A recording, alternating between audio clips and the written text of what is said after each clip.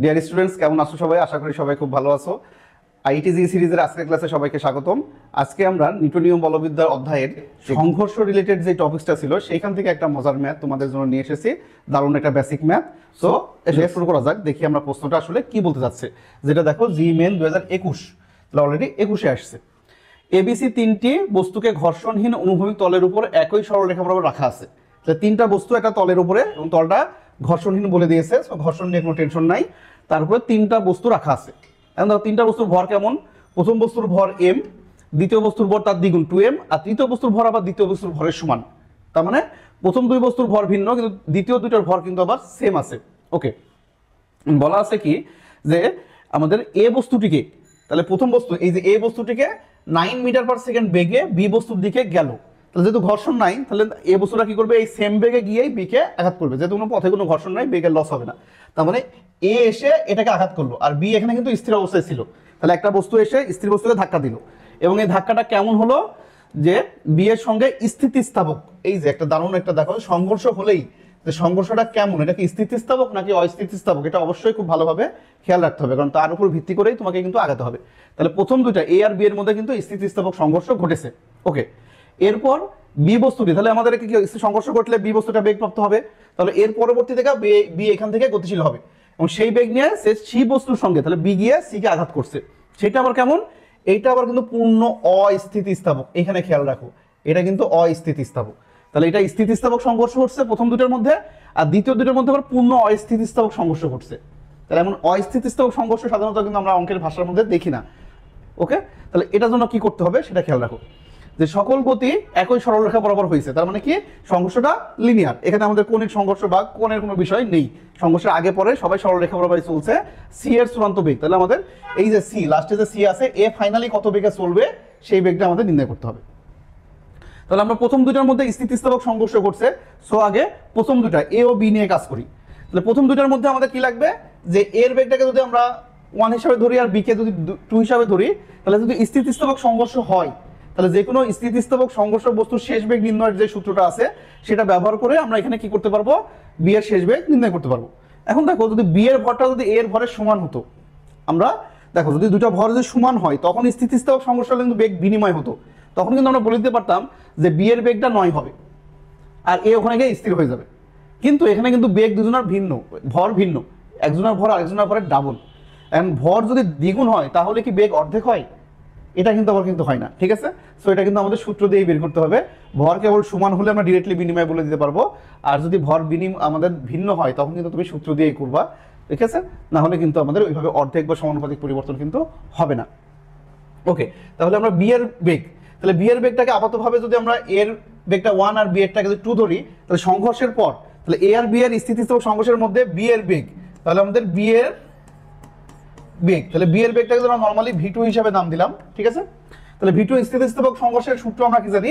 যে যার বেগ আমরা বের করি, উপরে আমাদের ভরের পার্থক্য, তাহলে m2 minus m1, m2 plus m1 into u2 plus, তাহলে এটা হচ্ছে যার বেগ বের করি তার আদি বেগ থাকে, আর পরবর্তীতে কি হয়? অপোজিট বস্তুর ভর বেগের দ্বিগুণ বাই তাদের ভরের সমষ্টি, তাহলে 2 m1 u1 by m1 plus m2। এটা কিন্তু আমাদের স্থিতিস্থাপক সংঘর্ষের যে কোনো বস্তুর শেষ বেগ নির্ণয় সূত্র। যেখানে আদি বেগ জানা আছে, শেষ বেগের দুইটার একটাও জানি না, তখন কিন্তু আমরা এই সূত্র একবারে ব্যবহার করলেই হয়ে যায়। তাহলে আমাদের গতিশক্তি সংরক্ষণ নিতে একবার, আবার ভরবেগ সংরক্ষণ নিতে একবার প্রয়োগ করার কোনো দরকার নেই। এখানে একটা জিনিস দেখো, দ্বিতীয় বস্তুর আদিবেগ কত ছিল? 0। তাহলে দ্বিতীয় বস্তুর আদিবেগ যেহেতু 0 ছিল, তাহলে এটা কিন্তু পুরোটা অংশ 0 হয়ে যাচ্ছে, ঠিক আছে? এখানে তাহলে 2 ইন্টু m1, m1 মানে প্রথম বস্তুর ভর, সেটা শুধু m, আর তার বেগ কত দেওয়া আছে? 9। আর নিচে m1 প্লাস m2, দুইটা বস্তু ভরের সমষ্টি, তাহলে m আর 2m যোগ করলে কত আসবে? 3m। তাহলে mm কাটা 9 কাটলে কত হচ্ছে? 18/3 মানে 6। তাহলে কিন্তু আসলে দেখো যে আমাদের 9 এর বেগ কিন্তু অর্ধেক হয়নি, ভর দ্বিগুণ হলে কিন্তু অর্ধেক হয়নি, বেগ হয়েছে 6। তাহলে দ্বিতীয় বস্তুর বেগ, তাহলে এ আর বি এর মধ্যে যখন সংঘর্ষ হবে তখন বি এর শেষ বেগটা হবে 6 মিটার পার সেকেন্ড। ওকে, তাহলে আমরা 6 মিটার পার সেকেন্ড। এখন বি এই বেগে গিয়ে সি কে আঘাত করবে, আর এদের মধ্যে যে সংঘর্ষটা হবে সেটা হচ্ছে অস্থিতিস্থাপক। এটা পূর্ণ অস্থিতিস্থাপক সংঘর্ষ বলতে আসলে কি বোঝানো হচ্ছে? স্থিতিস্থাপক সংঘর্ষে কি ঘটনা ঘটে দেখো, একটা বস্তু শুধু অন্য বস্তু ধাক্কা লাগে, ধাক্কা লাগার পর তারা উভয় কি হয়? আবার সেপারেট অবস্থায় চলতে থাকে, আর তাদের মধ্যে বেগের একটা বিনিময় বা পরিবর্তন ঘটে। কিন্তু যখন অস্থিতিস্থাপক সংঘর্ষ বা পূর্ণ অস্থিতির সংঘর্ষ বলতে কি মনে হচ্ছে যে একটা বস্তু আসলে ধাক্কা খেয়ে তারা লেগে থেকে একসাথে চলবে, ঠিক আছে? এই কথাটাই কিন্তু আমাদের এখানে এই কথাটা বলা হচ্ছে। আমাদের অঙ্কের মধ্যে সরাসরি বলে দেয় যে ধাক্কা খাওয়ার পর বস্তু দ্বয় একত্রে চলতেছে, মিলিত হয়ে চলতেছে, যুক্ত অবস্থায় চলতেছে, কিন্তু সেটাই যে পূর্ণ অস্থিতিস্থাপক এটা কিন্তু আমরা অনেকেই হয়তো মাথায় থাকে না অনেক সময় বা জানি না, আমরা কিন্তু এভাবে কখনো ভেবে দেখিনি। তাহলে পূর্ণ অস্থিতিস্থাপক দ্বারা বোঝাতে যাচ্ছে বি যখন সি এর সঙ্গে ধাক্কা খাবে তখন তারা একসঙ্গে যুক্ত অবস্থায় চলবে, ঠিক আছে? তাহলে পূর্ণ অস্থিতিস্থাপক দ্বারা, তাহলে পূর্ণ অস্থিতিস্থাপক মনে রাখতে পারি যে পূর্ণ অস্থিতিস্থাপক মানে যুক্ত হয়ে চলা, যুক্ত হয়ে চলবে, ঠিক আছে, একত্রে চলবে, এইটা বোঝাতে চেয়েছে। সো এটা যদি তুমি না বুঝো তাহলে কিন্তু এখানে ম্যাথটা তোমার ভুল হয়ে যাবে, ঠিক আছে? তাহলে আসো যে সংঘর্ষের পরে একত্রে মিলিত অবস্থায় চললে আমরা কি জানি যে আগের ভরবেগের সমষ্টি পরের ভরবেগের সমষ্টি, এখানে যেহেতু আমাদের স্থিতিস্থাপক না তাহলে আমরা ভরবেগের সংরক্ষণ নীতি অ্যাপ্লাই করলেই হয়ে যাবে। তাহলে বি আর সি এর মধ্যে সংঘর্ষের ক্ষেত্রে যদি সি এর বেগ, তাহলে সি এর বেগ যখন নির্ণয় করব তখন কি হবে সংঘর্ষের আগে ভরবেগ, তাহলে বি এর ভরবেগ কত, বি এর ভর 2m আর বেগ হচ্ছে 6, তাহলে বি এর ভরবেগ, তাহলে বি এর ভরবেগ যদি আমরা বলি তাহলে 2m × 6 আর সি এর ভরবেগ তো ছিল 0 যেহেতু সি স্থির ছিল। কারণ সংঘর্ষের পরে, তাহলে সংঘর্ষের পরে যদি দুজন মিলিত অবস্থায় চলতেছে তাহলে উভয়ের বেগ আমরা ভি ধরলাম, তাহলে উভয়ের মোট ভরবেগ কত হবে 2m + 2m × v, তাহলে আমাদের এখান থেকে ভি এর মানটা আমাদের দরকার। তাহলে এখানে কত আসে দেখো, এখানে 4m আর এটা কত আছে 12m, তাহলে 4m/12m তাহলে আমাদের কত আসে ভি এর মান আসে 3 মিটার/সেকেন্ড। তাহলে এই সি ফাইনালি 3 মিটার/সেকেন্ড বেগে ওখান থেকে সামনের দিকে অগ্রসর হবে। তাহলে দেখো নিউটনীয় বলবিদ্যার এই সংঘর্ষ, তাও লিনিয়ার সংঘর্ষ, এখানে কিন্তু আমাদের কোনো কৌণিক সংঘর্ষ না, তাহলে লিনিয়ার সংঘর্ষের মধ্যেও কত দারুণ একটা ম্যাথ যে তিনটা বস্তু সংঘর্ষ দিয়ে সাধারণত কিন্তু আমরা অঙ্ক খুবই কমই প্র্যাকটিস করছি বা আমাদের কোনো বই আসলে নাই। আমাদের এই বাংলাদেশে যে বইগুলো এগুলোতে কিন্তু একটাতেও এমন অঙ্ক দেখবে না তিনটা বস্তু একবার প্রথমে ধাক্কা খেয়ে আবার গিয়ে ধাক্কা খাচ্ছে এমন সংঘর্ষ। আমাদের ইসাক স্যারের বই, তপন স্যারের বই বা সেলু স্যারের বই, এমনকি গিয়াসউদ্দিন স্যারের, মানে যে বই দেখো এই ধরনের অঙ্ক কিন্তু আসলে আমাদের নাই, কিন্তু এগুলো কিন্তু আসলে খুবই দারুণ কনসেপচুয়াল ম্যাথ। দেখো একদম ইজি, একই সূত্র আমরা যা করে আসছি তাই। সো এমন অঙ্ক কিন্তু আমাদের অ্যাডমিশন পরীক্ষায় বিশেষ করে বুয়েট, ঢাকা ভার্সিটিতে কিন্তু বর্তমান সময় দেখা গেছে এমন টাইপের বেসিক এই বই থেকে হুবহু গতানুগতিক প্রশ্ন উঠাই দিবে সেটা করে আসবে এমন কিন্তু কম আসতেছে। এখন কিন্তু অ্যাডমিশনের প্যাটার্ন অনেক চেঞ্জ হয়েছে, এমনকি তোমরা বোর্ড পরীক্ষা দিয়েও বুঝতে পারছো বোর্ডের কোশ্চেন প্যাটার্নও কিন্তু এখন আর আগের মতো নাই, চেঞ্জ হচ্ছে। সো যত দিন যাবে ডেভেলপ হবে, স্যাররা কি করবে কোশ্চেন আরও বেশি ডেভেলপ করবে, আর একটু আস্তে আস্তে আমরা কি কিন্তু কনসেপচুয়াল ম্যাথের দিকে আগাচ্ছি। সো এখন থেকে এগুলো প্র্যাকটিস করা খুবই জরুরি।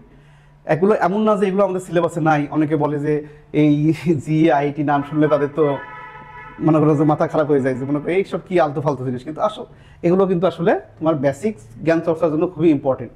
এটা ছাড়া আমাদের উপায় নাই, কারণ আমাদের যেহেতু দেশি বইতে কোনো ম্যাথ এমন নাই, সো আমরা তো সকল ম্যাথ তো নিজে নিজে ঘরে বসে নিজেরা সলভ করতে পারবো না, সো কোনো না কোনো সোর্স থেকে নেওয়া লাগবে, ঠিক আছে?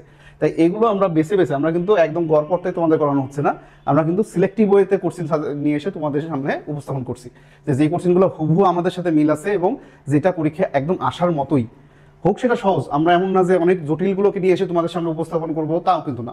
যেটা তোমাদের কাজে লাগবে না এমন কিছু আমরা শেখাবো না, অন্তত আমি এমন কিছু শেখাবো না যেটা তোমাদের কাজে লাগবে না। আমরা ওই অন্যান্য বিভিন্ন প্ল্যাটফর্মে তারা নিজেদেরকে একটু বড় করে দেখানোর জন্য এমন এমন ম্যাথ নিয়ে এসে তোমাদের সলভ করে, বা একটা ম্যাথ আধা ঘন্টা 1 ঘন্টা ধরে ক্লাস করে তারপরে দেখবে মাথায় কিছু বুঝতেছো না এবং পরে বলবে যে এই ম্যাথ আমাদের পরীক্ষা আসার সম্ভাবনা নাই, তাহলে তো ওইটা শিখে লাভটা হলো কি? ঠিক আছে? সো যেটা শিখে তোমাদের লাভ নাই এমন তোমাদের টাইম ওয়েস্ট করবো না, আশা রাখো, ভরসা রাখো আমাদের উপরে, আর নিয়মিত চর্চা করতে থাকো। তাহলে আশা করি সুন্দর একটা ম্যাথ বুঝতে পারছো যে সংঘর্ষ রিলেটেড তাহলে ম্যাথগুলো পরবর্তীতে করার সময় তোমার কনসেপ্ট কিন্তু এই অঙ্ক তুমি যদি করো তাহলে এর পরবর্তীতে যে কোনো সংঘর্ষের অঙ্ক আসলেই তোমার মাথায় আগে আসবে এটা সংঘর্ষটা কেমন, স্থিতিস্থাপক নাকি অস্থিতিস্থাপক, এখানে ঘর্ষণ আছে না নাই, বেগের বিনিময় হবে কি হবে না, তাহলে এগুলো কিন্তু তোমাকে আগেই মাথায় আসবে ভাবতে, তখন তোমরা অঙ্ক করার সময় কোনো অ্যাপ্রোচে ভুল হবে না। সো ভিডিও ভালো লাগলে অবশ্যই লাইক শেয়ার করে জানাও কেমন লাগলো, আর বারবার একই কথা, তোমাদের ফ্রেন্ডসদের নিয়ে আসো আমাদের চ্যানেলে, সবাই মিলে একসাথে অঙ্ক সলভ করো, ঠিক আছে? জ্ঞান চর্চার সাথে থাকো, আর কোনো ধরনের প্রবলেম ফিল করলে বা কোনো কিছু বলার থাকলে কমেন্টে আমাদের সঙ্গে শেয়ার করতে পারো। দেখা হচ্ছে নেক্সট ক্লাসে। আল্লাহ হাফেজ।